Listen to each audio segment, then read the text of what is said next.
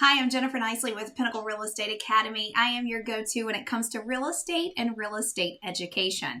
Today, I want to talk to you about the projection for 2024. Now, this is opinion-based, but I'm going to surround it with a lot of statistics to help you understand how I arrived at that opinion.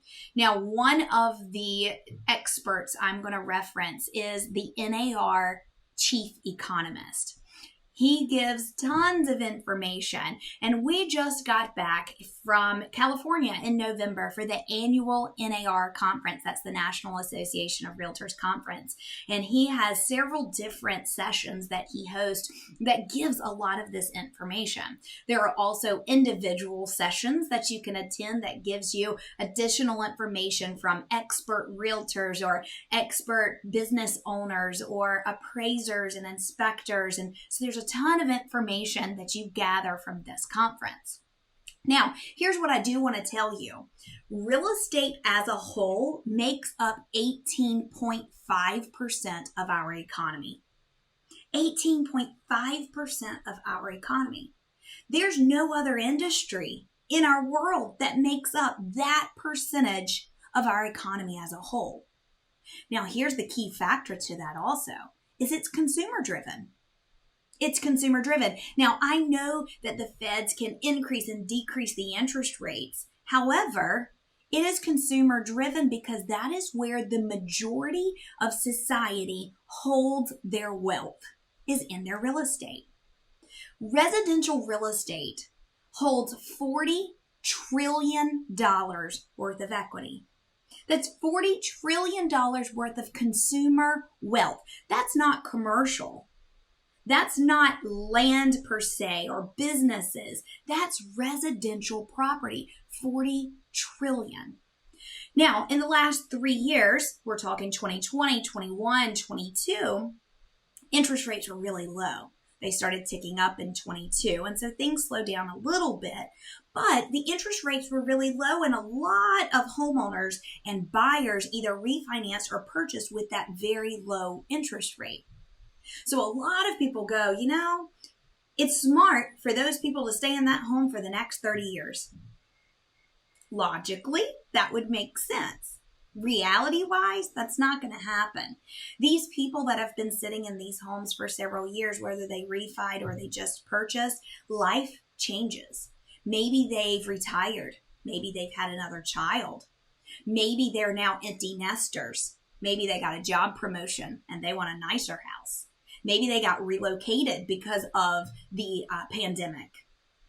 Multiple reasons why people still need to purchase homes. People still need to sell homes. Now, the interest rates have slowed them down a little bit. Interest rates got up into the 8s for a while there, but now we're starting to see them in the high 6s and low 7s, depending on your credit score. The chief economist of NAR is projecting, based off of stats and facts, that our interest rates are going to get down to around 6%. 6 even, or the low 6s, by spring of 2024. Now, these sideline buyers that have been waiting for interest rates to drop, they're going to jump come spring 2024.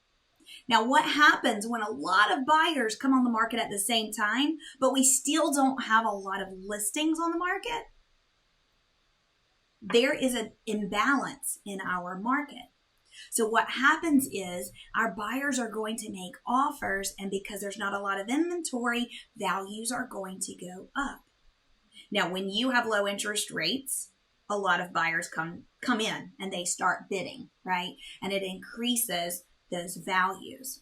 So if you've been thinking about purchasing a home, now's the time to do it while you're not having those bidding wars again, while the buyers aren't jumping on it. I've got one of my favorite sayings is marry the house, date the rate. You can always refinance, but you might not always be able to find that house again. Now, another percentage I want to give you is construction.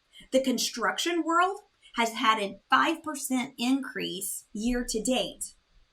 Well, the resale world has lost about 20 to 22%, depending on where you are in the country. They've lost 20 to 22% of sales, but construction has increased about 5% of sales. So what does that mean?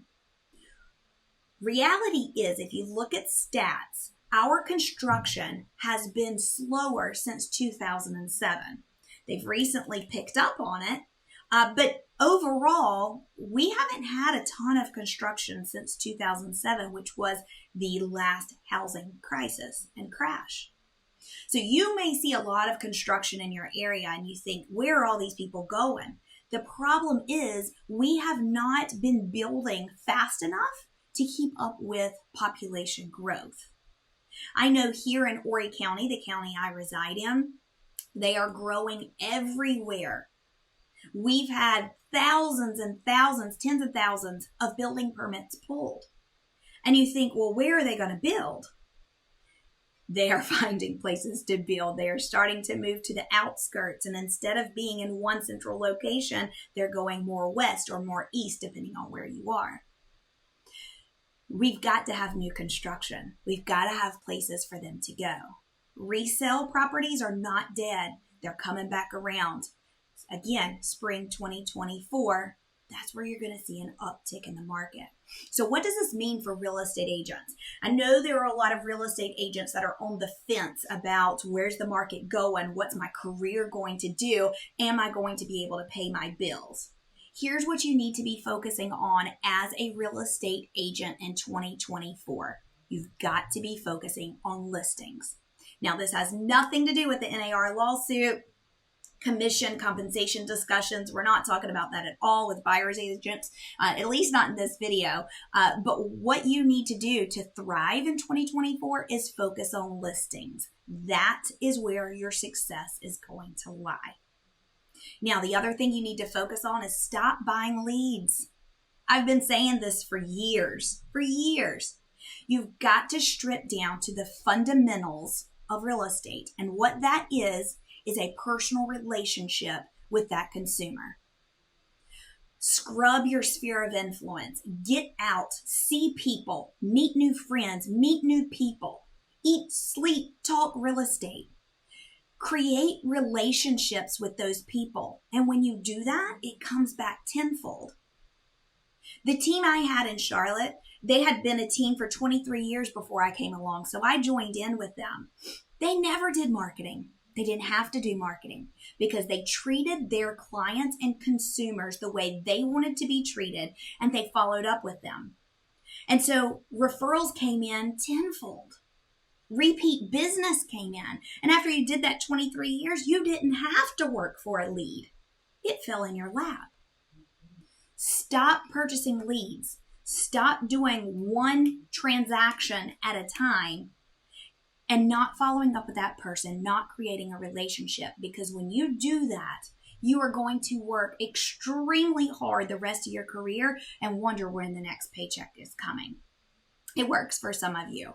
But it's an immediate thing. It's not a long-term thing because you don't have repeat business. So in 2024 for real estate agents, I need you to focus on listings, number one, and I need you to focus on building those relationships. And the number one way to build relationships is through education, because education builds trust. And the number one reason people hire you as a realtor is because they trust you, because they need your opinions, your advice, and your expertise. Make sure you subscribe to our YouTube channel below. We have videos constantly coming out to help you in your business and your career.